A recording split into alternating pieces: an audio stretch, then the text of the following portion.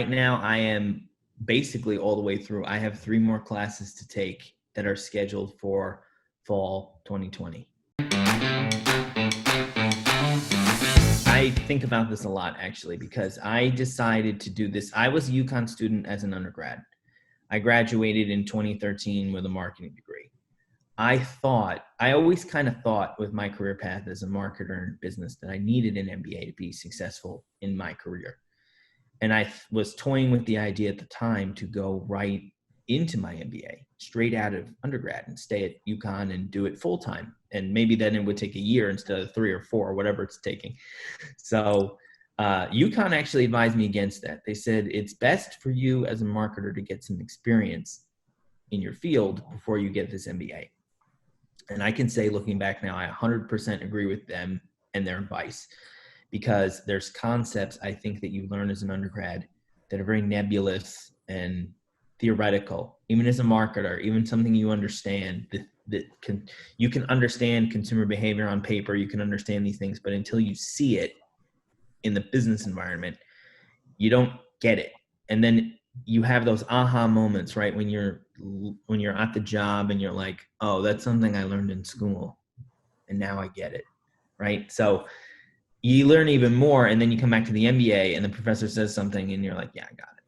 So I'm glad that I was able to wait on that decision.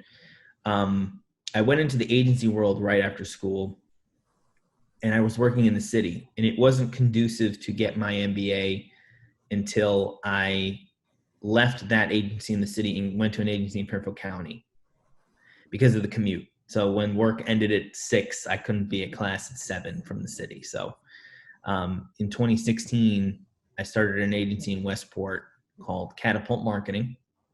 And after you were there for so long, they helped you pay with your MBA degree. So I started after 6 months starting at Catapult in 2016. I thought it was time.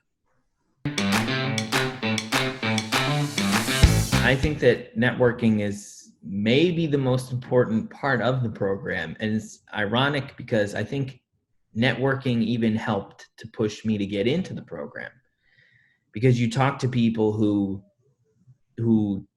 talk about, like, you should get an MBA or you should not get an MBA, right? And that you meet people in your career, and some of them have it and some of them don't. And the ones who have it are very adamant about getting it, and the ones who don't are not so adamant about not getting it. You know, it's kind of like, yeah, I don't know if you need it. So I think the people who have it are better at the elevator pitch to get it than the people who aren't, if that makes sense, you know?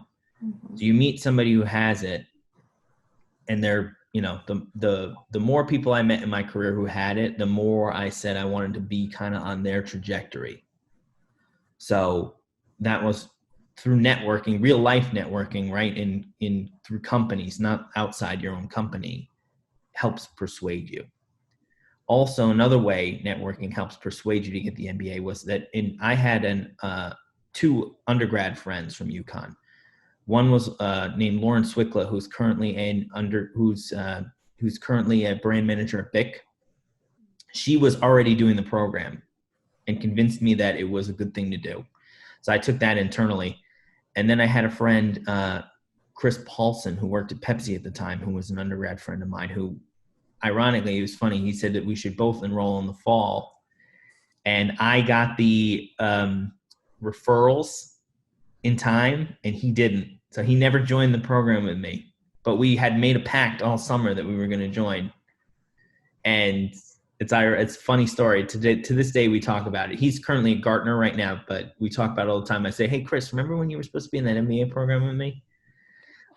He's very successful, though, in his own right. He's on a trajectory where he doesn't necessarily need it, but he's still considering it.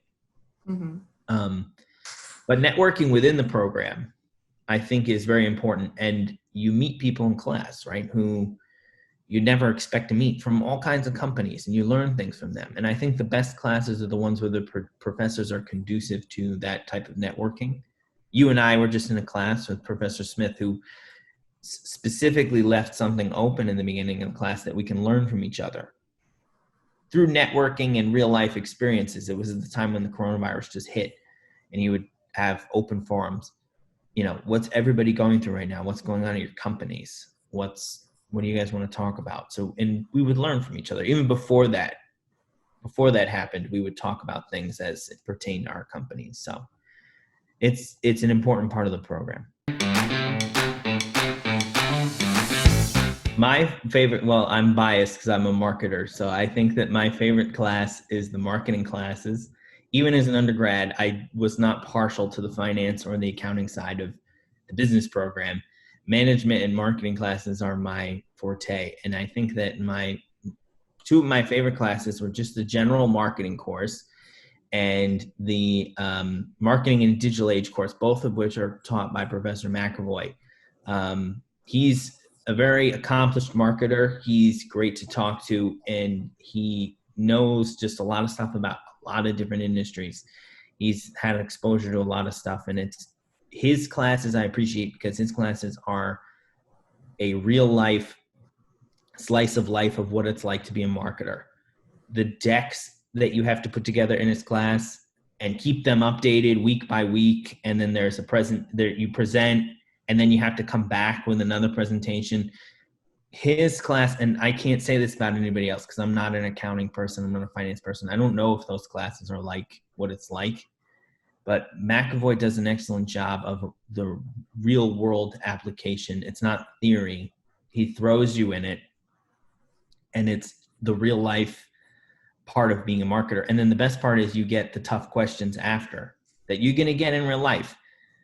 Questions about the presentation, whether you're going to hear opinions from people who make great points. You're going to hear people who want to further their own agenda for whatever reason. And his class is real life. If you want to be a marketer, take a class with Professor McAvoy as a test drive, I think is a good way to put it. I think that so I'm about to take 3 classes for the first time in the fall. I'm a little nervous about that. I think that so far in this program, I've taken 2 classes a semester, which is a normal amount of work. You do meet people in the program every once in a while where they're like, I'm taking 3 this semester. It's challenging, but I have to get it done, right? So time commitment is the biggest challenge. And I wouldn't say fear because you learn how to deal with it. But sometimes, not anymore because we're all at home, but when you'd have to be away for work, setting that up with a professor, most of them it's part-time MBA programs. So most of them very comfortable with it. Occasionally you get some who aren't. Occasionally you get some who, instead of, if you're going to be out of class, you miss the classwork, you just write a little paper, you write a blurb about what you were doing while you were away. I've done that before for a class. It's a time thing because it's the key word is part-time. We're not full-time because we work full-time jobs and we have full-time lives, right? So we're not undergrads anymore. So I think the best classes, the negative, let's say the negative feedback you hear about the program is the sentence that this class is not conducive to a part-time program. You have professors who don't get that sometimes. It's rare, but sometimes they don't get that. The best ones are the ones who this is the work and you have to get it done either by this time or by the end of the program. Get it done on your own time. That's the way to do it. It's a good question because I'm actually, I'm a big podcaster. Sometimes I fall behind on TV and books, but I'm a big podcaster. So I am listening to, with my director, her name is Tara Day. We listen to and I'm bringing it up on my phone on the side here, the David Novak Leadership Podcast. Tara came from Pepsi and she worked, and David Novak was the CEO of Yum Brands, which is Taco Bell, Pizza Hut, and KFC. And he's very charismatic. He gets some high profile people on here. Just scrolling through here, he interviewed the Target chairman, his name is Brian Cornell, Goldman Sachs chairman, David Solomon. These are just some of the ones in my queue as I'm reading them. But we read them I mean, we listen to them every week. They're about an hour long, and we pick a different person each because there's a back catalog too. And we take notes on interesting things that these leaders say. And eventually we're going to come up with a web of the commonalities between these successful people after we listen to a bunch of them. But that's something that's good, I think, to listen to. Occasionally I'll listen to Ad Week or Ad Age podcast if it's a subject that's interesting to me. They recently had somebody from Jack Daniels on there talking about the brand. They had recently had somebody from Seagram's 7 on there. So those are kind of the podcasts I'm listening to. And then TV shows, it's the usual junk. I got Disney Plus, HBO, catching up on some shows I've never seen. But that's the business related stuff. Those are good podcasts to listen to. Yes, they can message me through I'm a member of the cohort through LinkedIn. So please send me email, message me. I don't check it all the time. I don't have push notifications for it, but I try to check it once a week. So if I take a while to get back to you, please forgive me, but LinkedIn is the best way to reach me. Say you're in the cohort, however you want to reach me. I'm in the group, so should be easy to find. Yeah, awesome. Perfect. Thank you. I appreciate you joining us today. Thank you, Christina.